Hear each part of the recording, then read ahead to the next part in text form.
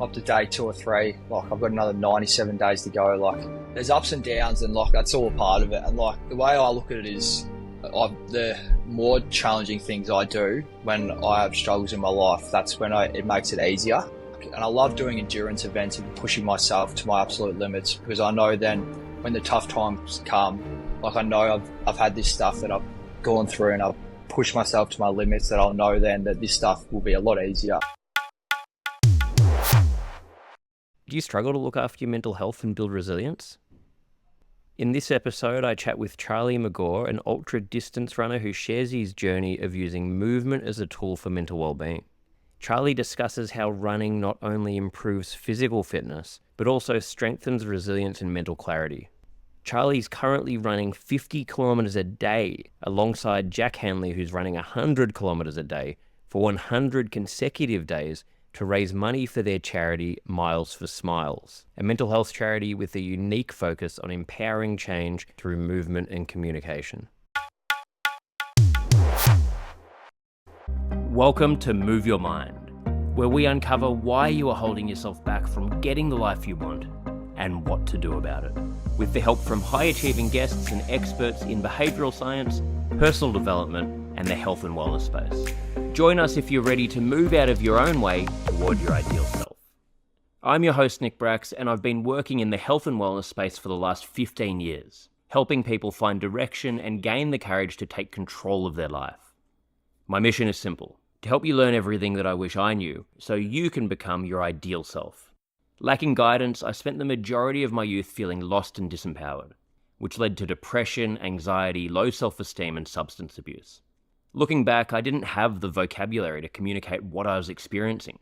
And as a man, I didn't resonate with the emotional language used in traditional therapy. I didn't need to talk about my feelings. I needed tangible solutions to guide me toward building a life I was proud of.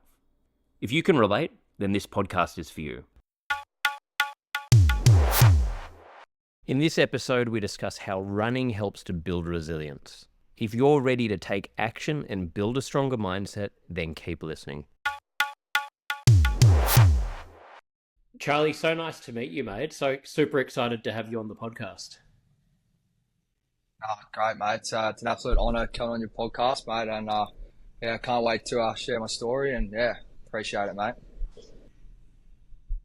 Appreciate it. And I think I'm just going to jump in by asking, can you share with our listeners what you're currently doing? Because it's pretty extreme. I used to do middle distance running when I was up until about 17. So I'm beyond impressed with what you guys are putting yourself through at the moment.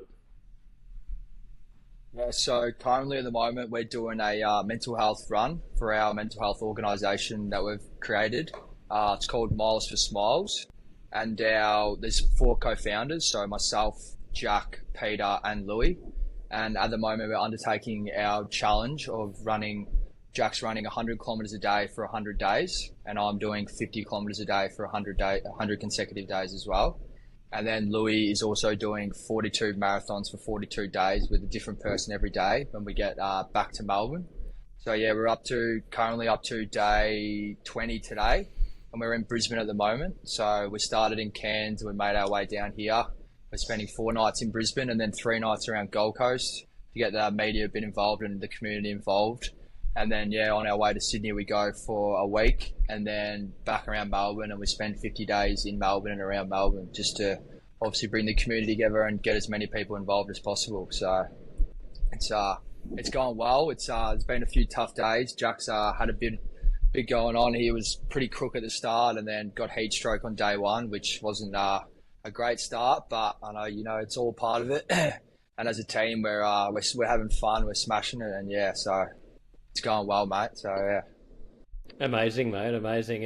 And how's your body holding up? How are you feeling after, you're saying 20 days in, 50 Ks a day? How are you feeling at the moment? Yeah. Our body's actually feeling real good at the moment. So I had a bit of a quad niggle, but on day 16, I think it was, but we went to the physio, we've been getting a bit of treatment and been looked after along the way. So that's been nice. But no, our body's actually pulling up well. So surprisingly, I've done a fair bit of training over the years to obviously get myself here as well. But yeah, no, the body's feeling good. Just the mind that sometimes it struggles a bit with obviously waking up to run 5 or 6 hours a day. But you know what? When you do it as a team and bring people together, it certainly makes it a lot easier. So Yeah, it's a good point. Having the team doing it for a cause that, there's the deep sort of reasoning for why you're doing it. I guess that does that yeah, keep driving you when you're struggling?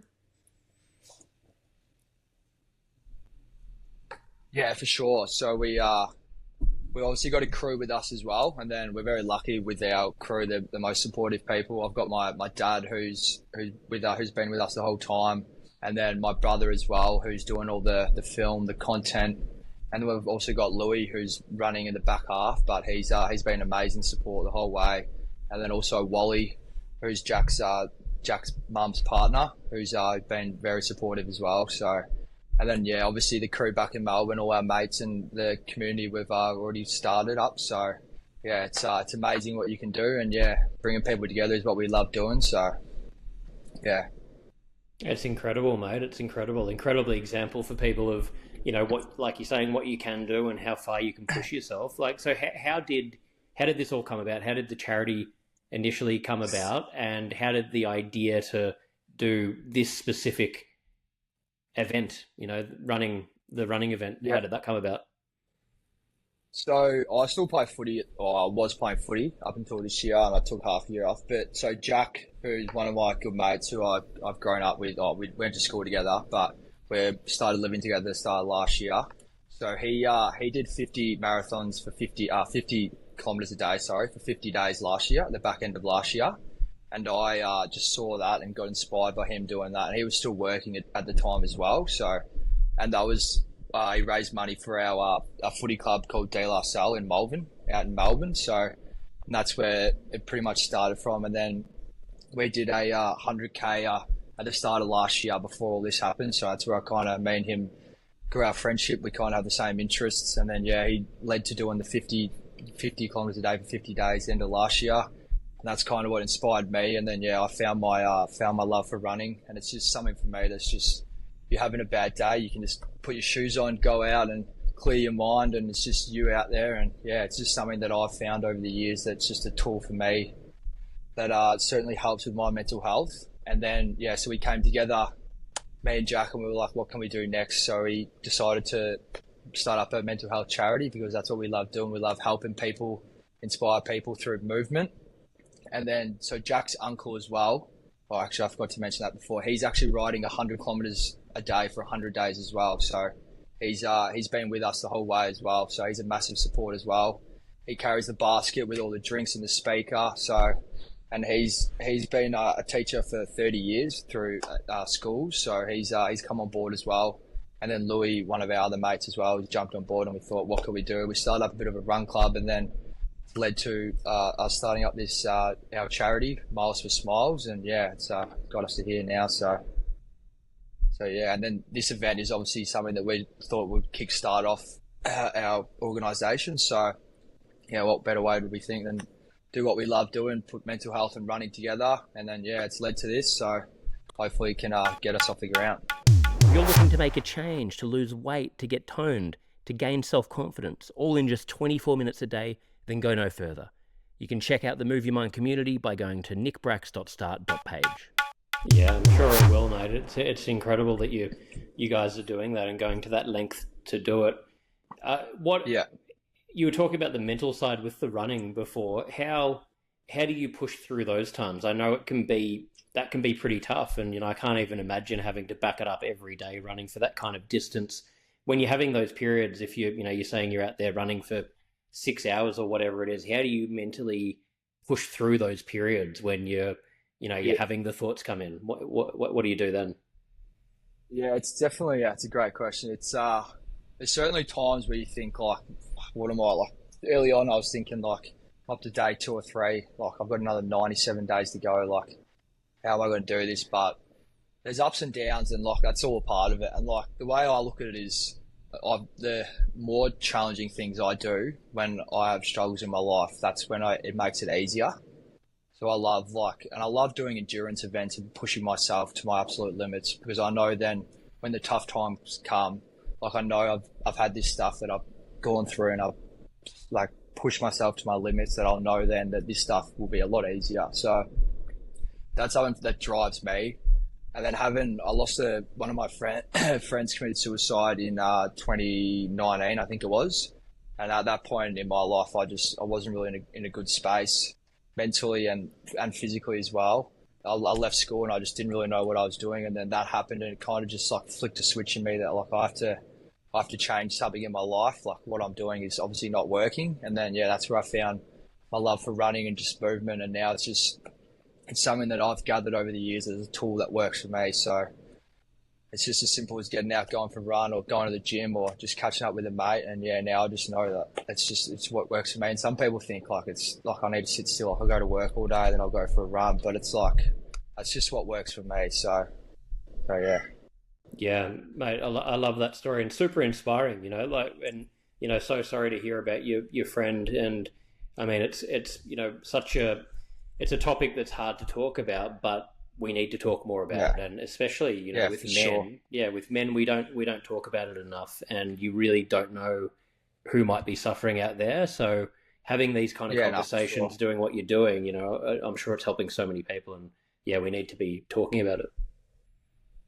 Yeah, for sure. It's a massive thing, mental health. And if you're not happy in yourself, then you got to figure out what's the problem, and having a conversation with your mate or your family member or someone, it could go a long way. And that's what we're about at Miles for Smiles. Just if we help one person or 5 or 10 people, then we know we're playing our role. So yeah.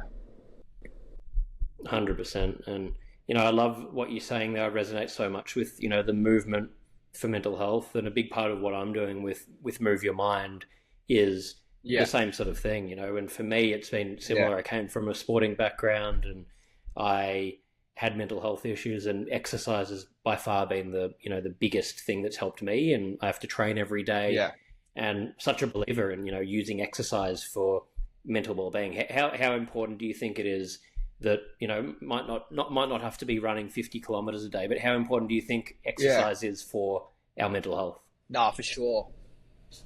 Yeah, even like it's not about just running. It's just that's just something that I found works for me. But even going for a walk, it's actually amazing. Like I'll be having a bad day at work or whatever it is, and then I'll just even go for a walk and just clear my mind and come back, and it's just everything just feels like it's just changed in a way. And it may not be. It's obviously different for everyone, but it could be just simple as going for a walk or catching up with a mate. And yeah, it certainly goes a long way. And mental health, in my eyes, with physical health is obviously a massive thing, and they go in line together. But yeah, I think just as simple as going for a walk or catching up with a mate, it could change your life, and it could a simple conversation as well. So absolutely, 100%, and that's the thing. I think it, like you're saying there, it really comes down to just taking action and doing anything, like just breaking your environment. Exactly. If you're feeling stuck, like you said, going for a walk or just calling a friend, doing anything to break yourself out of that mindset, it makes such a difference. Yeah, no, for sure. It's something so simple as well. Like you don't really need much to do physical activity. So just go for a walk, get out there, catch up with a mate, and your day could be going terrible, and then it could switch like that. And then it also leads to, like, I see that people most fit people who are all active, getting up early, it also leads to other things in life, like being successful at work or maybe tiny other things in your life that you may not know. Like when I was doing much exercise after I finished school, I was lazy, and I wasn't happy and doing much with myself. And now I feel like through getting up early, obviously starting off well with the day, whether it be going to the gym or going for a run, it sets me up for a real positive day as well. Like, it just puts me in the mindset. Like the first thing I try and do is always exercise in the morning, and then that will set me off to have a great day. So I love that. Well, yeah, exactly. You feel like you've achieved something first thing in the morning. It makes you feel grounded, and that carries into the rest of the day. So I think that's such an important point. And as you're saying there, how important do you think, or how much do you think it translates with, if we become that kind of person that, gets up, exercises, follows a routine, has that discipline, do you think that translates into other areas of your life? You carry that into your work, you carry that into your relationships and whatever else, it really flows through to other areas. Would you say that's accurate? Yeah, definitely. Are you interested in joining a community of like-minded people who are on the same journey as you are? Even though you're the one that needs to do the work, you don't have to go it alone. You can find all of the information at nickbrax.start.page. Yeah, I think that's that's the way I find it for it may obviously not be the same for everyone, but the way I find it for myself, yeah, that's definitely accurate. Like I find if I'm having a bad day, it'll usually be because I haven't done exercise or gone for a run or something. But then I find if I do that in the morning, then it sets me up to have a great day at work. And it's also not just that, I also feel a lot happier in myself as well. Like I find through movement, it just makes me a lot nicer person, and everything I do is just, it seems to be just a lot better by starting off my day with that simple discipline. And most of the times I get up in the morning, if I go for a run in Melbourne, it's 5 degrees or in winter. I'm not looking forward to it. Like I'm bloody dreading it, but I know the feeling afterwards of actually completing that and doing something that I enjoy running, but there's definitely times where I don't enjoy it. And I feel like when I do something that I don't want to do, it just sets me up for things throughout the day that I know will be successful. Yeah, just makes, and like you said earlier, I think I love your point about if you're doing these hard things, it makes other challenges feel a lot more manageable because you already know that you overcame something far more difficult. So, you're not going to feel overwhelmed at facing other challenges that come up. And that's the thing, I like the way I look at, like I'm doing this challenge, it's obviously pretty big, but I know when I complete this, I know I always look back when I there's obviously going to be tough times in my life. Like I've had a few up to now, and there's obviously going to be more, but I always look back on this and I'll be like, if I can get through that, then these times are going to be a lot easier. And that's a tool that I've gained over the years as well. Like the more you put yourself in that, that challenging period, it's obviously not going to be forever, but when I run, I'll probably battle for at the moment, probably an hour a day. And I know that hour a day will make me grow further in life and make those challenges that when they appear, I know by being hard on myself then, it'll make myself easier then. So. Yeah, such a great point. I love that, mate. Super inspiring. What would you say? So I know so many people struggle with the motivation and discipline to, follow through with some of these things that they want to do, whether it is just starting an exercise routine, going to the gym, whatever it is. Like people have the goal to do it, but there can be, your mind can get in the way. There can be so many obstacles and we can talk ourselves out of it. What would you say to someone like that is feeling stuck but really wants to make a change? I think for me, so I find it like I have a whiteboard at home that I just every Sunday I'll set up my week and I'll have my morning. I obviously go to work, so I'm a carpenter. I work from 7 to 4 o'clock every day. But I'll have Monday, Tuesday, Wednesday, Thursday, Friday, Saturday, Sunday, and I'll have my morning, what I'm doing, and then afternoon. And every night I'll go to bed and I'll tick off it and I'll look at it before I go to bed. And it's just, for me, it's just discipline and setting out my week, like a structure that I find works for me. And having that, it's obviously different for everyone, but having that whiteboard that I can look at before I go to bed, I know like what I'm doing and planning out my day the day before, then I know exactly what's going to work for me. And don't get me wrong, it's taken me 4 or 5 years to get to this point and like to set a structure like this and to be disciplined. But for me, I find that's something as small as that, just having structure throughout your week and planning ahead. So then like if I've got going to the gym in the morning or going to a run at night or going out for dinner with my partner or something, it's just having a plan so when what you're doing is going to work. And also like there's going to be times where you're going to have stuff on or you're going to be at work. But the thing is, like at the end of the day, like there's always enough time in every day to do what you want to do. So if you have to get up an hour earlier, you get up an hour early. It's as simple as that. So, but I think for me, finding that structure and discipline is something that it's taken me a few years to get. But once you work it out, and then once you start doing it as well, it certainly makes it a lot easier.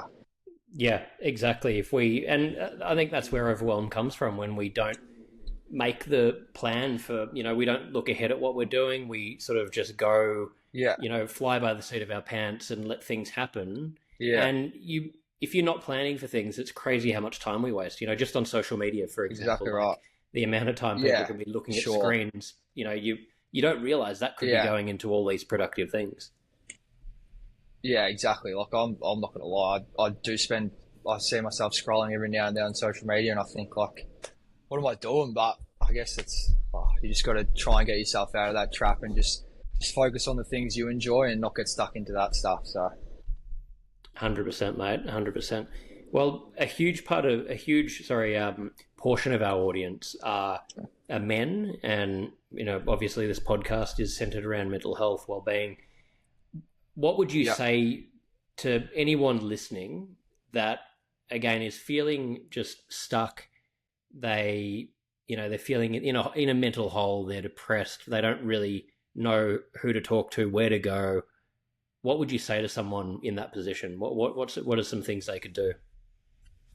I think I'd probably go and just call someone and just try and have that conversation with the person, whether it's your best mate or your sister or your family friend that you're really struggling to talk about.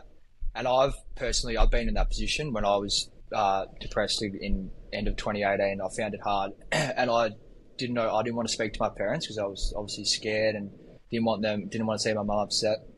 So I went and spoke to my neighbour who I was working with, and I just said, mate, look, I'm fucked. Like, I don't know what's wrong with me. Like, I don't know what's going on. And he said, mate, look, he just grabbed me. He said, mate, we'll go talk to your parents and we'll put a plan together and get you back on track. And that was something for me that it honestly changed my life. And from that day, I've started opening up, having conversations with people, and even just like checking in on your mates, just every now and then to see how they're going. But for me, it's just, you just got to have that conversation, and you never know, it could change your life. And then there's people out there that can help you, and there's resources and steps that will get you back on track. And even so just as simple as having that conversation, and then I find you will get back on track, and the sun will rise tomorrow, and you can get the help you need. You just gotta speak up and not bubble it all in, and then because eventually it'll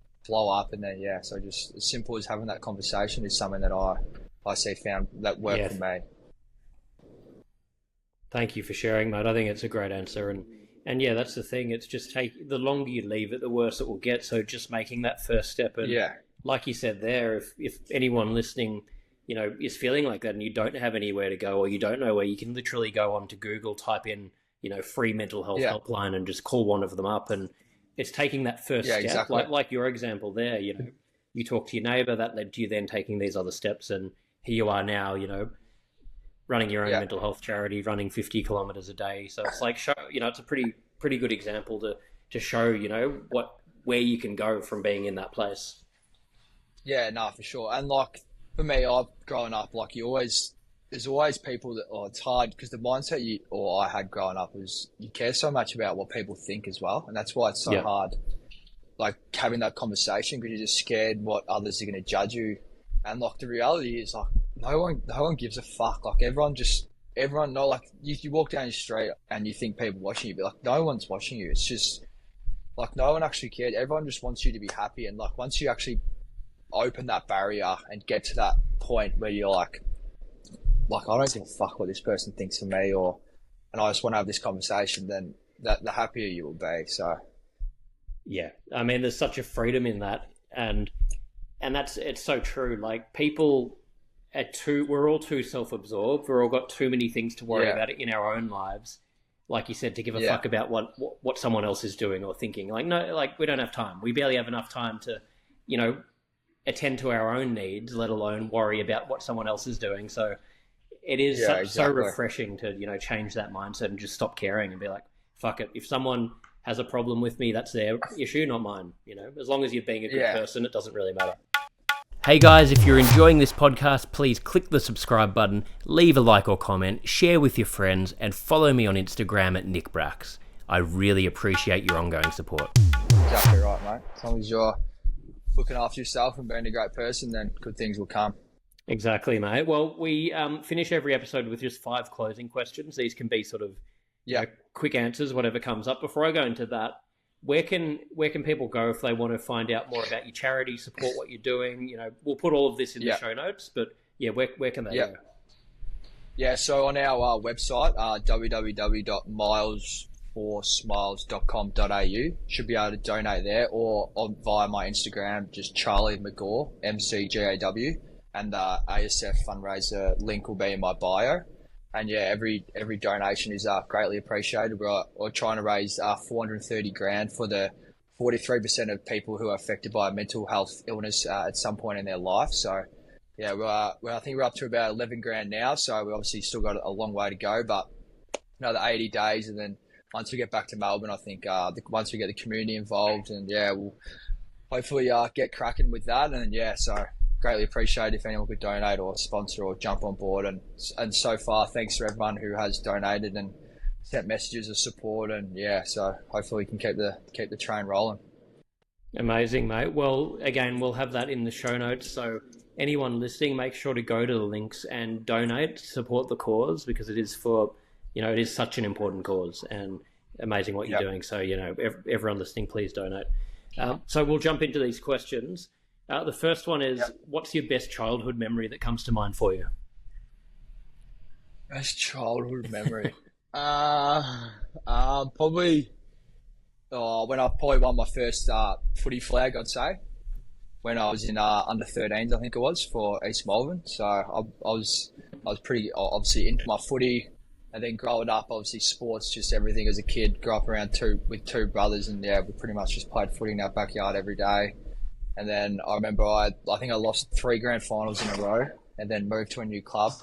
And then yeah, we won under 13s in about 12 years ago. So yeah, I remember that day like it was yesterday, and it was a great day. So I love it, mate. Love it. Brings back a lot of memories for me as a kid playing footy as well. I love that. Good memories. Yeah. So great memories. What do you think's currently the biggest burden on mental health in society? Biggest burden on mental health, I think that would just be probably social media. Social media for sure.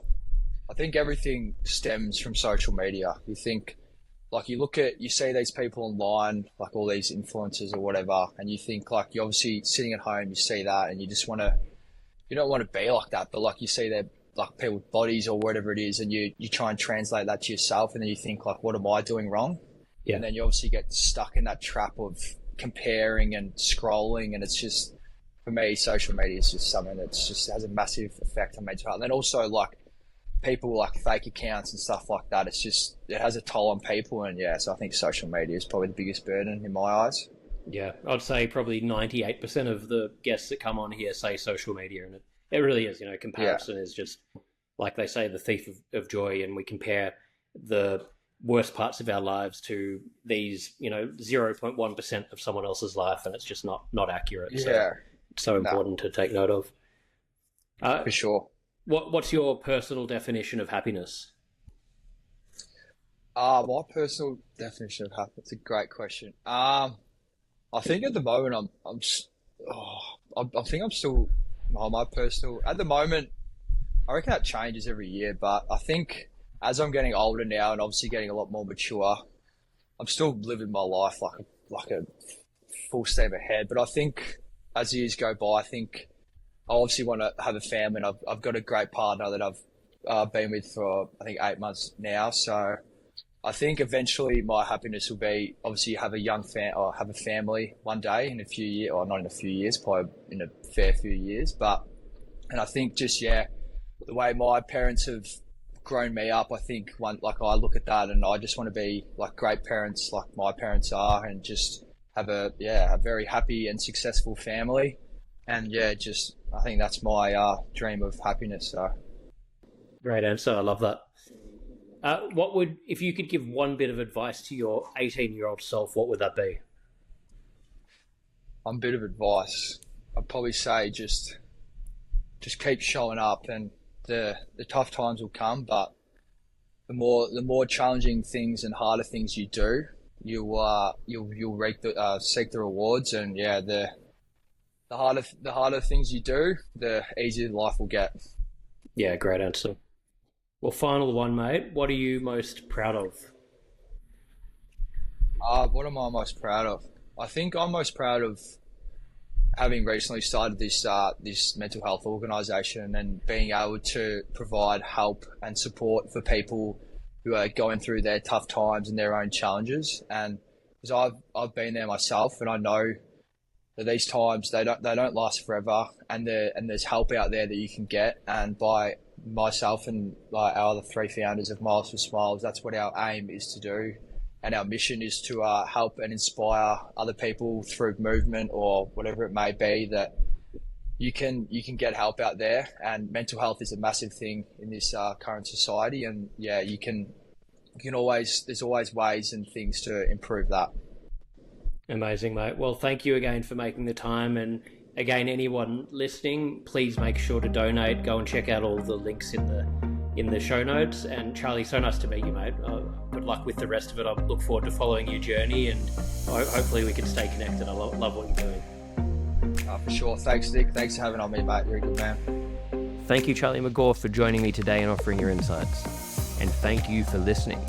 I'd love to hear your thoughts on the episode and any suggestions for topics you'd like to hear about. Feel free to leave a comment or just send a DM. Your feedback is always appreciated.